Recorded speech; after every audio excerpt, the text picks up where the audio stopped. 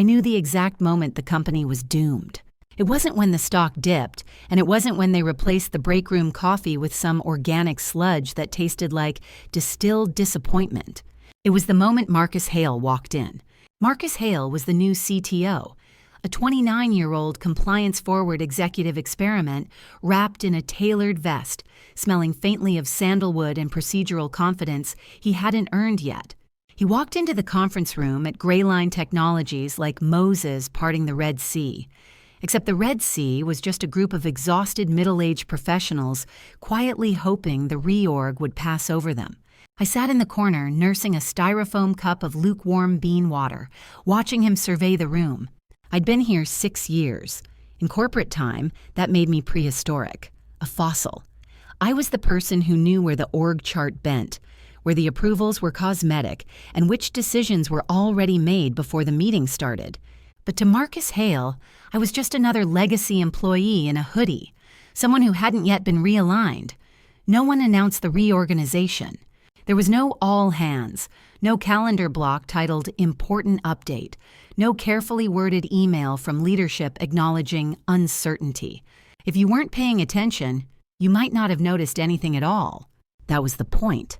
At Greyline Technologies, change didn't arrive loudly. It slid in quietly, wrapped in neutral language and updated diagrams.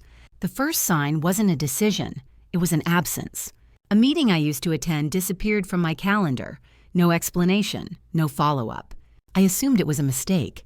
Mistakes happen in large organizations. Calendars glitch, invites get dropped.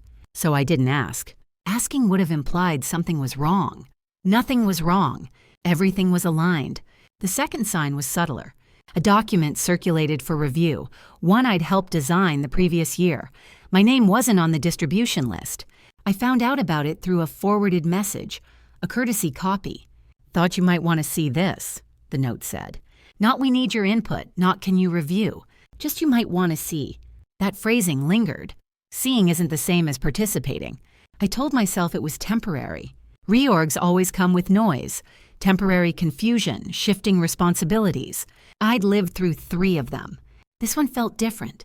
There was no disruption, no chaos, just a steady, almost polite reallocation of relevance. The org chart updated quietly. New boxes appeared, lines shifted. My title stayed the same. My role did not. I reported to the same manager, sat at the same desk, logged into the same systems. From the outside, nothing had changed. Inside, something had moved. Decisions I used to be looped into were now summarized after the fact. Sometimes, days later. Sometimes, not at all. When I asked questions, I got answers, clear ones.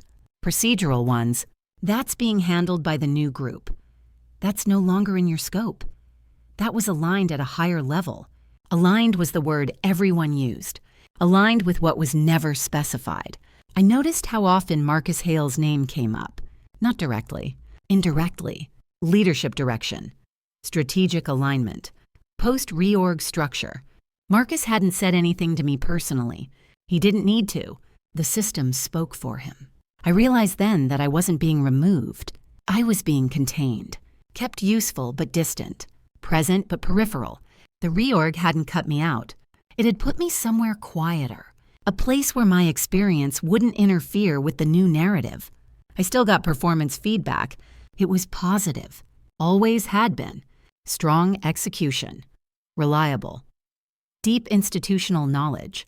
Institutional knowledge is a complement that often precedes irrelevance. It means you know how things used to work. Greyline didn't want to erase the past. It wanted to archive it. I watched newer faces move closer to decision-making, not because they were better, because they were unburdened.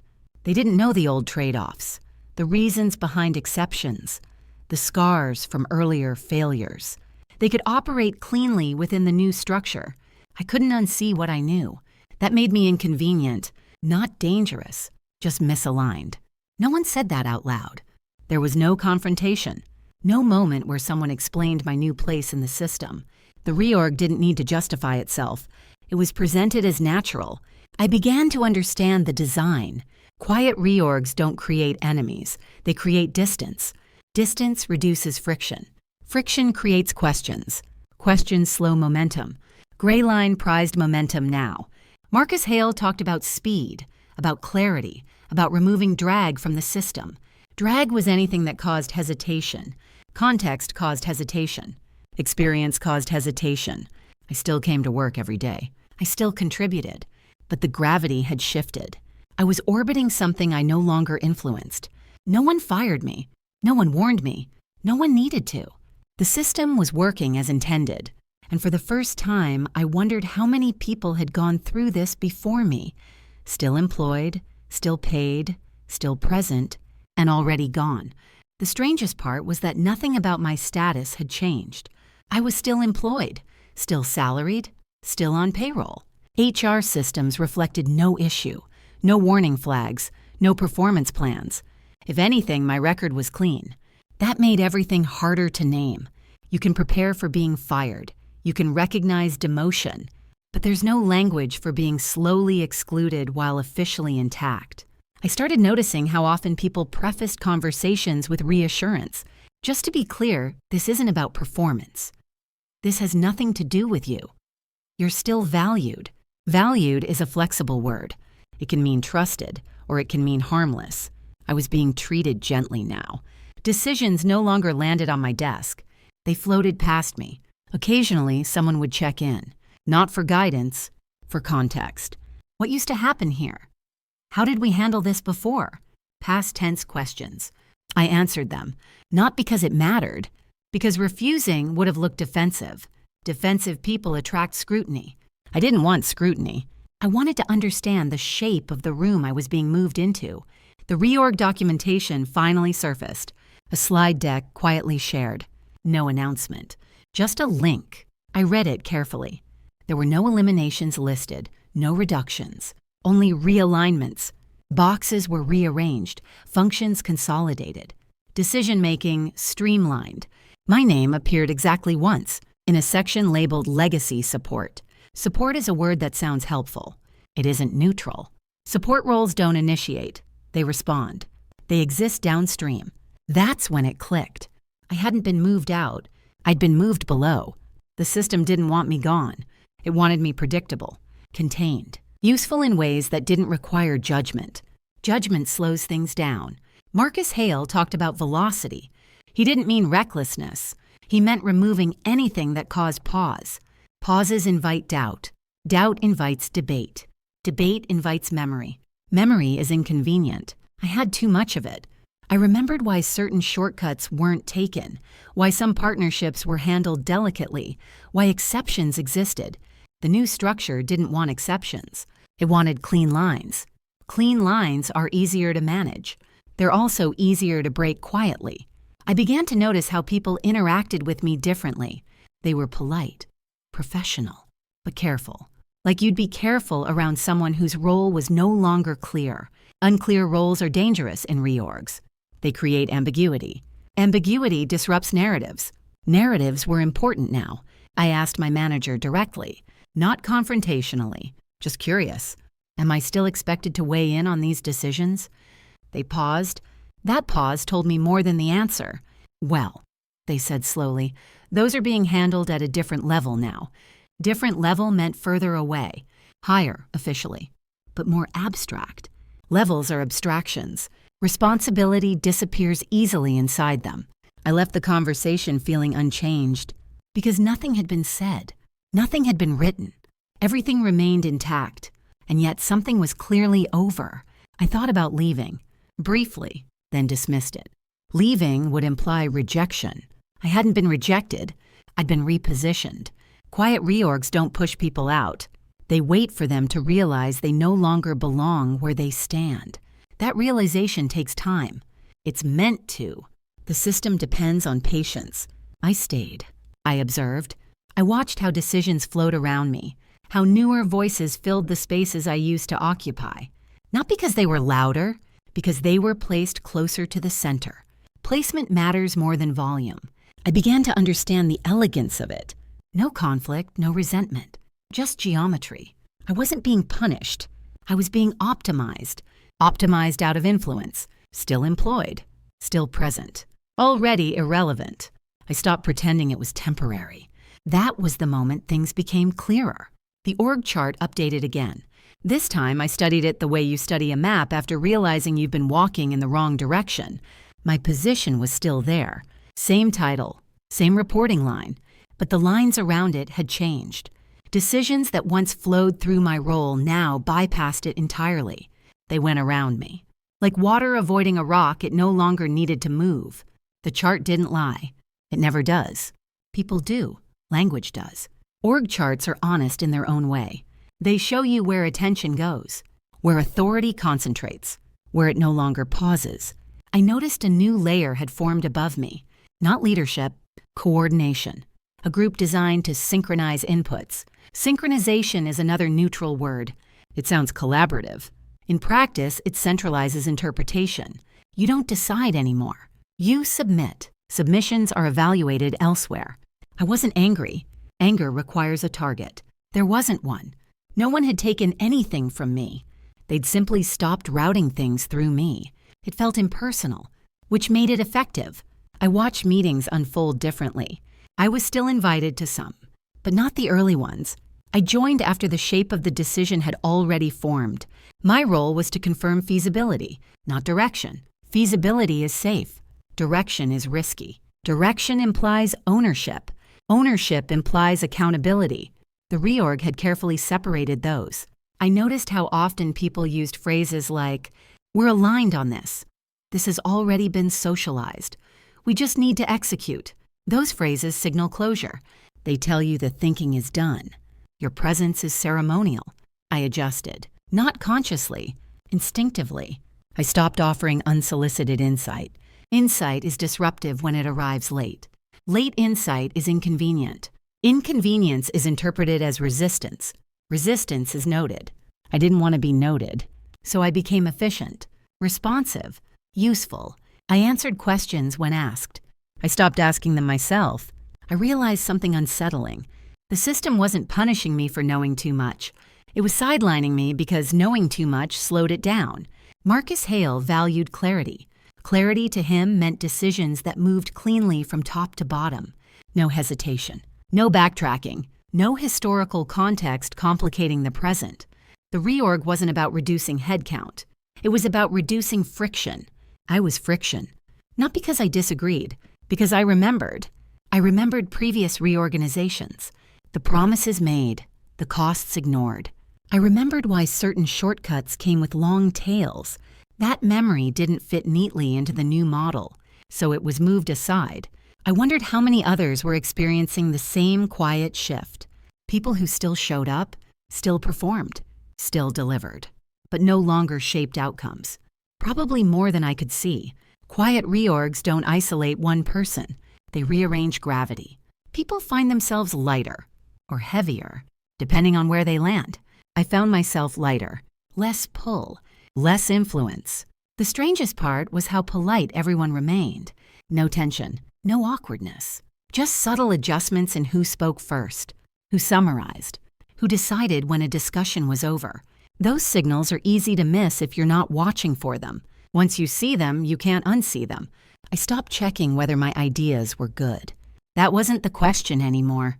The question was whether they belonged. Belonging isn't about merit. It's about placement. Placement had been decided. I thought about pushing back, about asking directly what my future looked like here. Then I understood the trap. Asking would force a conversation the system had intentionally avoided. Quiet reorgs rely on ambiguity. Ambiguity prevents confrontation. Confrontation creates liability. The system wasn't broken. It was working perfectly. I remained employed. But the org chart told the truth. I was no longer part of the company's forward motion. I was part of its memory. And memory in organizations like this is something you archive, not consult. Being useful is not the same as being necessary. I learned that slowly. At first, it felt reassuring. People still came to me with questions, still asked for help untangling edge cases, still relied on my familiarity with systems that hadn't been fully replaced yet. I told myself that mattered. Usefulness feels like relevance if you don't look too closely. But usefulness has a ceiling. Once you reach it, you stop being invited into rooms where direction is set.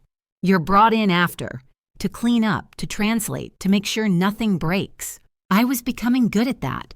Too good. I noticed how often I was introduced differently. This is Daniel. He knows the legacy flow. Daniel can help you navigate the old structure. Daniel's been here a long time. Long time is a compliment that quietly ends a sentence. It doesn't lead anywhere. I wasn't introduced as someone shaping what came next. I was positioned as someone explaining what came before. The reorg didn't strip me of authority. It relocated it. Authority moved closer to abstraction. Strategy decks, alignment sessions, leadership syncs, those conversations happened without me. By the time decisions reached my level, they were framed as inevitabilities. We're moving in this direction. This has already been agreed on. We just need execution support. Support again. That word kept appearing. Support roles exist to stabilize change, not question it. Questioning implies agency. Agency was now centralized. I asked myself whether this was intentional, whether someone had looked at my name on a chart and decided I was better placed here. The answer didn't matter. Systems don't need intent to produce outcomes. They only need momentum. Marcus Hale rarely appeared in my orbit. When he did, it was brief, polite, transactional. He thanked me for my continued contributions. He talked about scalability, about reducing dependency on individual expertise. That phrase stayed with me. Reducing dependency. I had been a dependency, not because I hoarded knowledge, because my experience created friction. Friction slows velocity. Velocity was the priority now. I realized something uncomfortable. The reorg wasn't removing people who resisted change. It was sidelining people who understood its cost. Cost complicates enthusiasm. Enthusiasm drives alignment. Alignment drives momentum. Momentum looks good in quarterly updates. The organization didn't need skeptics. It needed forward motion. I started seeing myself through that lens, not as a problem, as ballast. Something useful in rough waters, but unnecessary once the course was set. I was still useful, just not directional. That distinction is subtle. It doesn't come with warnings. It comes with gratitude, and gratitude can be disarming. I found myself accepting it, letting it soften the edges of what I already knew. Because confronting the truth would require action, and action would mean choosing between staying and leaving. Quiet reorgs are designed to delay that choice. They let you settle into a diminished role without ever saying it out loud. They let you convince yourself that stability is enough. I noticed how my days changed. Less urgency, fewer deadlines tied to decisions, more requests framed as, when you have time. Time is another signal. When your work no longer has urgency, it no longer has leverage. Leverage is power. Power had moved elsewhere. I wasn't offended. That surprised me. I felt neutral, which might have been the most telling sign. Strong reactions mean something is still at stake. This felt resolved, even though nothing had been said. I began to understand why people don't fight quiet reorgs. There's nothing to fight. No announcement, no injustice you can point to. Just a gradual realization that the organization has already decided how much of you it needs, and it has adjusted accordingly. I was still here, still useful, still included, technically. But the center had shifted, and I was no longer standing in it. I didn't lose access all at once. That would have been obvious. Instead, the language around me shifted. Words softened, phrases lengthened. Nothing was ever taken away. It was just reframed. People stopped saying decision. They started saying direction. Direction sounds collaborative. Decisions sound final. Finality requires ownership. Direction allows diffusion. I was invited to provide input, not make a call. Input is optional. Calls are binding. I noticed how emails were written now. Longer subject lines, careful qualifiers, initial thoughts, preliminary alignment, socializing an approach. These weren't drafts. They were conclusions wearing softer clothes. By the time something reached me, it was already formed, not announced, settled. The reorg had taught everyone a new grammar, one where agency was implied but never assigned. I watched meetings play out with practiced ease. Someone would present a slide, another would nod, a third would summarize. And then the meeting would end. No vote, no explicit agreement, just a sense that things had moved forward. Movement without a mover. I tried once to slow it down, not to oppose, just to clarify. Who's responsible for this if it doesn't work? I asked. The room went quiet. Not uncomfortable. Careful. Someone smiled and said, "We're all aligned on the outcome." That wasn't an answer. It was a shield. Alignment had replaced accountability. You couldn't argue with alignment without sounding adversarial. Adversarial people didn't thrive in reorgs. They created drag. The new structure rewarded smoothness. I started noticing how often my name was absent from follow-ups. Not deliberately excluded, just unnecessary. I was CC'd, not addressed. In meetings, I was acknowledged, then bypassed. Daniel, feel free to add anything if helpful. Helpful is another soft word. It invites participation without requiring it. You can decline without consequence. I often did, not out of spite. Out of recognition.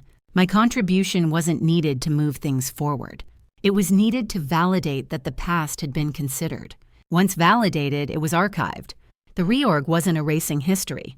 It was containing it. I began to see how carefully this was done. No one dismissed my experience. They praised it, then routed around it. That's the quiet part. You don't feel attacked. You feel appreciated. And appreciation can make absence harder to confront because it doesn't feel like loss. It feels like transition.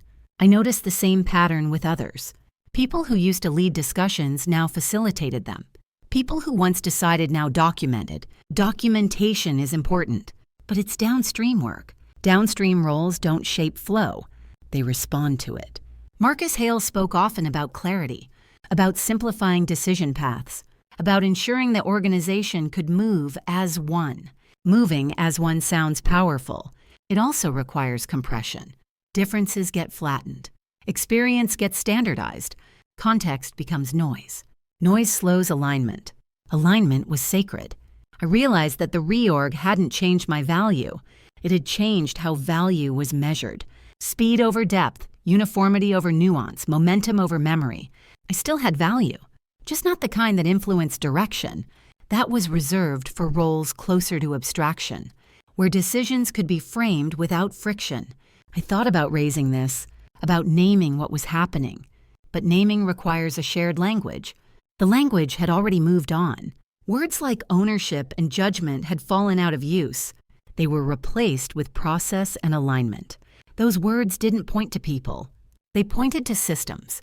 Systems don't answer questions. They route them. I wasn't being pushed out. I was being translated into a role that made sense inside the new grammar, a role that didn't interrupt the flow. I stayed quiet, not because I agreed, because I understood. Quiet reorgs don't force you to leave. They wait for you to recognize that your voice no longer changes anything. And when you do, the silence feels almost respectful. Almost. That was the hardest part to accept. Nothing was wrong. No one had mistreated me. No promises had been broken. No policy had been violated. Every conversation was polite. Every process intact. If I described my situation out loud, it sounded ungrateful. That realization kept me quiet longer than anything else. I tried to locate the moment where something went wrong. There wasn't one. There was no inciting incident, no decision I could point to. Just a gradual narrowing of relevance. The organization wasn't hostile. It was indifferent. Indifference doesn't leave fingerprints. It leaves space. Space between you and decisions, between your input and outcomes. Space where your presence is acknowledged but unnecessary. I watched new initiatives launch. I was informed, not involved. I was asked to review documentation, not assumptions. Assumptions are where direction lives. Documentation is where direction settles after it's done moving. I realized that the system wasn't avoiding conflict. It was avoiding friction. Conflict is visible. Friction is cumulative. Friction comes from people who pause, who ask why before asking how. I asked fewer questions now, not because I'd stopped caring, because the answers didn't change anything. I noticed how often people apologized to me unnecessarily. Sorry, this was decided already. Apologies, this moved fast. They sounded sincere, but apologies without change are acknowledgments, not corrections. They signal awareness without intention. I started receiving invitations with phrases like optional and FYI. Optional doesn't mean unimportant. It means non-binding. Non-binding roles don't influence direction. They observe it. I found myself becoming an observer of my own role, watching how it was referenced, how it was framed, how it was quietly reduced to context. No one said I was in the way. They just stopped needing me to move. I considered whether I'd missed something, a conversation I should have initiated earlier, a relationship I should have reinforced. But quiet reorgs don't hinge on individual mistakes. They operate at a structural level. They rearrange incentives. Once rearranged, behavior follows naturally. No correction needed. Marcus Hale didn't need to say anything to me. The structure spoke clearly enough. The organization now valued clean lines over textured understanding. I was texture. Texture adds richness. It also adds resistance. Resistance wasn't welcome. I watched how people adapted. Some leaned in. They simplified their thinking, adopted the new language, became fluent in alignment. Others disengaged quietly, not by leaving immediately, by reducing emotional investment, by doing what was asked. Nothing more. I felt myself doing the same. My work became efficient, predictable, detached. That detachment felt safe. It also felt like the beginning of an ending. I wondered how long this could last. How long someone could remain in a role that existed mostly on paper. Roles persist long after influence disappears. They're convenient. They give the appearance of continuity. Continuity reassures stakeholders.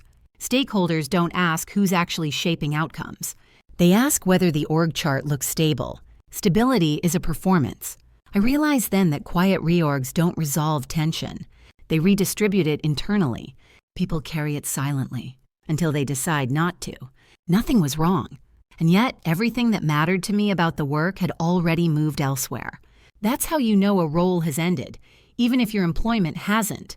When the work no longer asks anything of you that requires judgment. Only compliance. Only execution.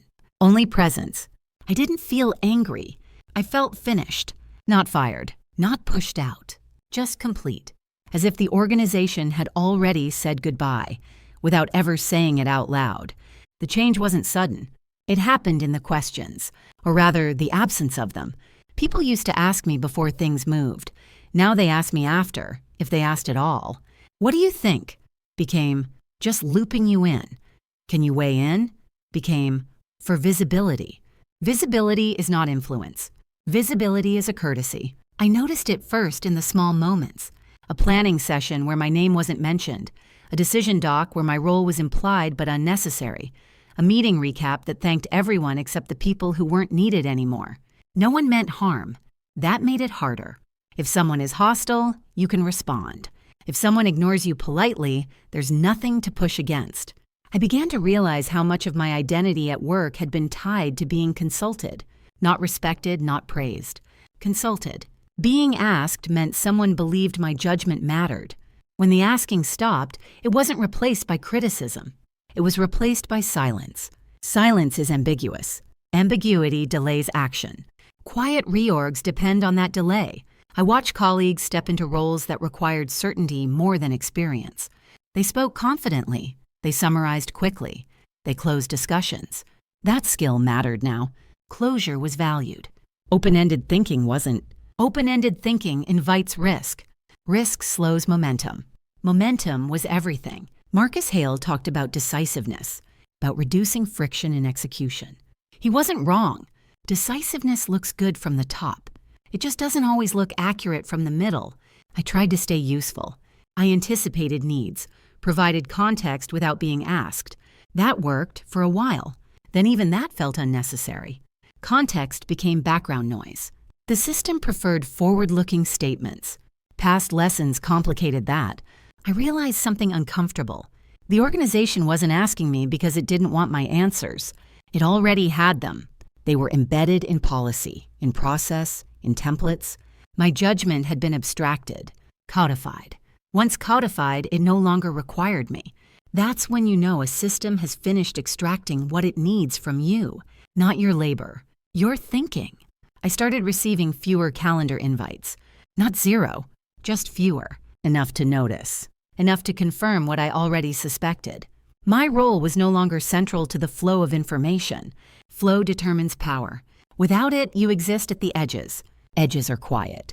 I considered forcing the issue, scheduling a conversation, asking directly where I stood. But what would that change? The structure wouldn't shift because I asked. Quiet reorgs don't reverse themselves. They progress. I realized then that the organization hadn't decided to move on from me. It had already done so. It just hadn't required my consent. That's the efficiency of it. No confrontation, no explanation, just gradual disengagement until you're no longer part of the conversation that matters. I noticed how my own behavior adapted. I stopped preparing as thoroughly, not out of resentment, out of realism. Preparation assumes participation. Participation wasn't guaranteed anymore. I conserved energy. I detached. Detachment isn't dramatic. It's quiet. It feels like professionalism. I still showed up, still delivered, still responded promptly. But something fundamental had shifted. Work had become transactional. The sense of shared ownership was gone. Ownership had moved elsewhere, upward, abstracted. I wondered how many people never notice this. How many mistake the quiet for stability? How many stay because nothing explicitly tells them to leave? Quiet reorgs don't create endings. They create conditions where endings feel optional. I wasn't being pushed. I was being released, slowly, carefully, so that when I finally stepped away, it would feel like my choice, not theirs. And maybe that was the most honest part of the process. No one ever said I wasn't needed. That was the clever part. Every signal pointed to continuity. My badge still worked. My access remained intact. My paycheck arrived on time. From a distance, I was still fully employed. Up close, I was increasingly optional. People reassured me without being asked. You're still here. We're glad you're around. Nothing's changing for you. Nothing was changing because nothing was left to change. The work that defined my role had already moved on. I started noticing how often I was praised for reliability. Reliable is another word that sounds positive until you hear it too often. Reliable people don't surprise anyone. They don't disrupt momentum. They keep things running while others decide where things go next. I'd become infrastructure, necessary but unseen. I watched how new initiatives were framed. They spoke about future capabilities, new directions, strategic bets. I wasn't in those conversations. I was brought in later to help integrate, to ensure continuity, to answer questions about legacy systems. Legacy again. It wasn't an insult. It was a category. Categories don't argue. They get managed. I realized something unsettling. If I disappeared tomorrow, the organization wouldn't collapse. It wouldn't even stumble. The system had already adjusted. That knowledge didn't hurt immediately. It settled slowly, like understanding that a place you've lived in no longer feels like home, not because it's hostile, but because it's indifferent. Indifference is efficient. It doesn't waste energy. It doesn't require justification. It simply routes around you. I thought about what I would say if someone asked why I was still there. I didn't have a good answer. I wasn't building anything new. I wasn't shaping direction. I was maintaining continuity while the organization moved forward without me. That's not a failure. It's a transition, one that hadn't been named. I began to see how quiet reorgs protect everyone involved. Leadership avoids conflict. Managers avoid difficult conversations. Employees avoid abrupt loss. Instead, responsibility dissolves into structure. No one chooses. The system decides. I noticed how often people referenced capacity when talking about roles. We need capacity here. There's excess capacity there. Capacity isn't a person. It's a resource. When you're discussed as capacity, you're already abstracted. Abstracted roles don't require empathy. They require optimization. I wondered if Marcus Hale understood this effect, or if the structure simply did what structures do, optimize for speed and clarity at the expense of texture. Texture slows things down. Texture asks questions. Texture remembers. Organizations under pressure shed texture first. It's efficient. I thought about leaving more seriously now, not because I was unhappy, because I was done. There's a difference. Unhappiness seeks change. Being done seeks closure. Quiet reorgs don't provide closure. They leave you hovering. Still here. Still useful. Still unnecessary. I watched others linger in the same space. People who hadn't been fired, hadn't been demoted, just displaced.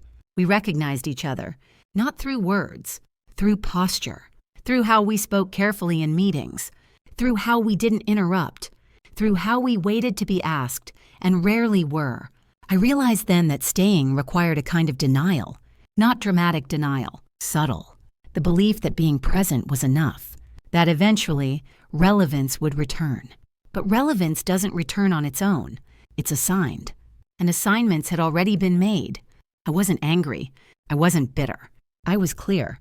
Clear that the organization had moved past the version of me it once needed. Clear that staying longer wouldn't change that. Quiet reorgs don't end with exits. They end with recognition. The moment you understand that you're still here, but the work that mattered to you isn't. And once you see that, you can't unsee it. I didn't announce anything. There was no resignation drafted, no updated resume sent out in a rush. I simply began to disengage in ways that were invisible. I stopped volunteering, not dramatically, just selectively. When meetings asked for extra bandwidth, I stayed quiet. When timelines tightened, I delivered only what was requested. Nothing more, nothing less. It wasn't rebellion. It was alignment with the role I'd already been given. If my position no longer shaped direction, then my energy no longer needed to anticipate it. I became efficient in a narrower way. My work was clean, contained, predictable. Managers like predictable. Predictable doesn't ask questions. I noticed how freeing that felt, not because I enjoyed it, because I no longer carried the weight of decisions I wasn't allowed to influence. I had been holding that weight out of habit, out of loyalty, out of identity. Once I let it go, something shifted. I stopped checking dashboards obsessively, stopped replaying meetings in my head. I didn't need to. Nothing depended on me catching something early anymore. The system had decided where vigilance lived. It wasn't here. I began to see how quiet reorgs slowly train you to leave without walking out the door. You detach before you depart. You make the separation painless. For them. For you. I thought about how this would look from the outside. Still employed, still present. No obvious reason to go. But reasons aren't always visible. Sometimes they're structural. I started noticing opportunities I'd ignored before. Not job listings, conversations, people reaching out quietly. Not recruiters, peers. Others who'd sensed the same shift in their own organizations. We didn't complain. We compared notes. The language was familiar. They haven't said anything. I'm still on paper. I'm just not in it anymore. I realized how common this was. Quiet reorgs don't create drama. They create alumni who haven't left yet. People still inside the building, already thinking beyond it. I wasn't angry at Marcus Hale. He hadn't done anything personal. He was optimizing a system under pressure. The system rewarded speed and clarity, not memory, not caution. I didn't blame him. Blame would have implied betrayal. This wasn't betrayal. It was evolution, just not one that included me in its future state. I stopped waiting for a sign. There wouldn't be one. Quiet reorgs don't give closure. They give you space to come to it yourself. I began planning, not an exit, but a next chapter. Carefully, privately. I didn't rush. There was no urgency. Urgency belongs to people who are being pushed. I wasn't. I was being allowed to drift. Drift gives you time to choose direction. I took advantage of that. I reconnected with parts of the work I'd missed. Thinking without having to compress it. Exploring ideas without needing immediate buy-in. I realized how constrained I'd become trying to fit into a structure that no longer wanted my kind of contribution. That realization wasn't bitter. It was clarifying. I was still good at what I did. The organization simply no longer needed it in the same way.